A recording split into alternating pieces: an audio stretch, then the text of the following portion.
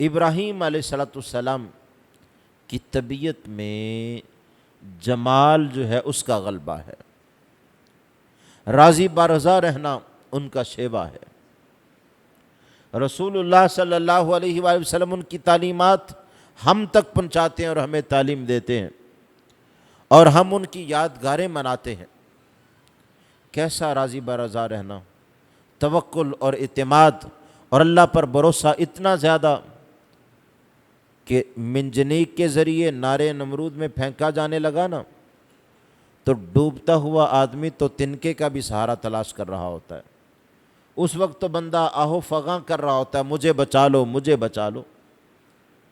سخت حالات میں تو لوگ اپنے نظریات بھی بدل دیتے ہیں، اپنے ضمیر تک بیچ دیتے ہیں، لیکن اتنی بڑی آگ جل رہی ہو کہ اس کے اوپر سے کوئی پرندہ بھی سلامتی سے گزر نہ سکے، گزرے تو جلس کر اس میں گر پڑے، اس کے قریب جا کے پھینکا نہ جا سکے، منجنیق کے ذریعے دور سے پھینکا جائے۔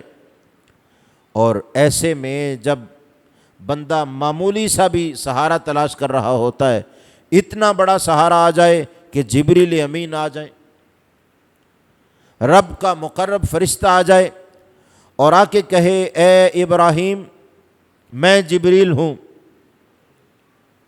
اور حکم دیجئے آپ کو بچا لیا جائے۔ مختلف فرشتے آئیں، اجازت ہو تو پر مار کے آگ ساری نمرود کے کو نہ لگا دی جائے، اس کا دربار جلا دیا جائے۔ جبریل امین نے کہا کچھ کہنا ہے تو کہیے۔ اب وہ وقت جب بندہ خود سہارا تلاش کر رہا ہوتا ہے، کوئی آئے اور میری فریاد کو پہنچے، اتنے سخت وقت میں حضرت ابراہیم خلیل اللہ علیہ السلام نے جو جواب دیا وہ بھی بڑا عجب ہے، حیرت میں ڈال دینے والا ہے۔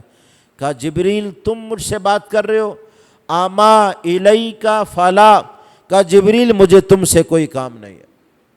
آما الیک فلا، کہا تیرے پاس بات کہوں اے جبریل، ہم نے ایسا کبھی کیا ہی نہیں ہے۔ جانتا ہے وہ رب جلیل کہ آگ میں پڑتا ہے اس کا خلیل۔ اے جبریل تم سے بات کیوں کہوں؟ میں نے اپنے توکل کو کمزور نہیں کیا، رب کے ساتھ جو ربط اور تعلق ہے، اس ربط و تعلق میں اگر اللہ کو میرا جلسانہ منظور ہے اور اسے یہی پسند ہے کہ ابراہیم جل جائے، راکھ ہو جائے، تو ابراہیم کو اپنے بچانے کی کوئی فکر نہیں ہے۔ ابراہیم راضی برضا رہنے والا ہے۔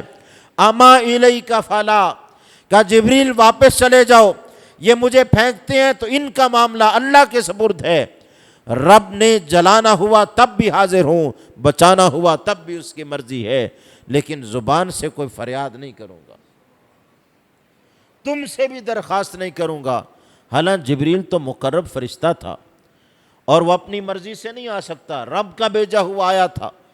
اس کے باوجود کہا کہ جو ہمارا رب کے ساتھ تعلق ہے، بھلا اس تعلق میں جو قلبی لگن ہے جبریل بھی درمیان میں آ سکتا ہے؟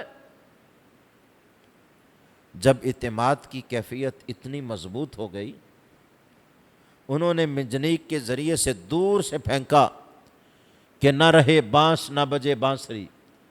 آج ہمارے بتوں کو جٹلانے والا اور نمرود کا انکار کرنے والا جل کے راکھ ہو جائے گا، قصہ تمام ہو جائے گا۔ لیکن ہوا کیا؟ اتنی بڑی آگ جس کے شعلے آسمان سے باتیں کر رہے ہوں، اس نے حضرت ابراہیم خلیل اللہ علیہ السلام جس رسی سے بندھے ہوئے تھے نا، جکڑے ہوئے تھے، اس رسی کو جلایا، گویا وہ باہر بندھے ہوئے تھے اور آگ میں جا کے وہ آزاد ہو گئے، قید سے بھی چھوٹ گئے۔ اور رب کہتا ہے قلنا، اس نظارے کو دیکھ کر پھر ہم نے کہہ دیا یا نارو، اے آگ تیرا کام ہے جلسانا، راکھ کر دینا، جو تجھ میں آئے بلا امتیاز و تفریق تو جلائے۔ لیکن آج یہ نظارہ تو دیکھا کون رہا ہے، اس کے جذبات کیسے ہیں، ہم پر توکل کی کیفیت کتنی زیادہ ہے۔ ہم تو معمولی باتوں میں ڈول جاتے ہیں، 10-20 روپے کے لیے اپنا اعتماد توکل بھروسہ ختم کر بیٹھتے ہیں، چھوٹی چھوٹی چیزوں کے لیے اپنے نظریات کو بدل دیتے ہیں۔ مضبوطی دیکھیے استحکام دیکھیے، اپنے توحید کے نظریے پر کس قدر مضبوط ہیں، آگ میں جا رہے ہیں، فرشتہ آ کے کہہ رہا ہے کہیے کہ کچھ کہنا ہے، کہا نہیں پیچھے ہٹ جاؤ کچھ نہیں کہنا، اور جب جا رہے ہیں نا تو رب نے آگ سے کہہ دیا آگ میرے حکم سے تیرے اندر جلانے کی صورت موجود تھی اور ہے اور رہے گی، لیکن آج بدل جا، کونی بردا ٹھنڈی ہو جا، وسلاما اور سلامتی والی ہو جا۔ ٹھنڈک بھی جلاتی ہے، آگ کا جلا ہوا بچ جاتا ہے، برف کا جلا ہوا نہیں بچتا۔ جب کہا نا ٹھنڈی ہو جا، ساتھ ہی کہا اتنی بھی ٹھنڈی نہیں کہ ٹھنڈک کی وجہ سے ہی میرے بندے کو نقصان پہنچے، وسلاما اور سلامتی والی ہو جا۔ روح المعانی میں ہے، روایات میں ہے، اس سارا دن روئے زمین کی کسی ایک آگ سے بھی کوئی بندہ فائدہ نہیں اٹھا سکا، نہ کہیں پانی گرم ہوتا تھا، نہ کہیں آگ کھانا پکاتی تھی، جل رہی تھی، کوئی بندہ اپنے گھر آگ جلاتا جل جاتی، لیکن جل کے وہ نہ ہاتھ جلاتی، نہ پانی گرم کرتی، نہ کھانا بناتی۔ رب نے ساتھ ہی کہا اعلیٰ ابراہیم، ابراہیم پر ایسے ہونا ہے۔ اور روح المعانی میں ہے اگر رب اعلیٰ ابراہیم نہ کہتا قیامت تک ہر آگ ٹھنڈی ہو جاتی، آگ اپنی منفعت سے ہی خالی ہو کے رہ جاتی۔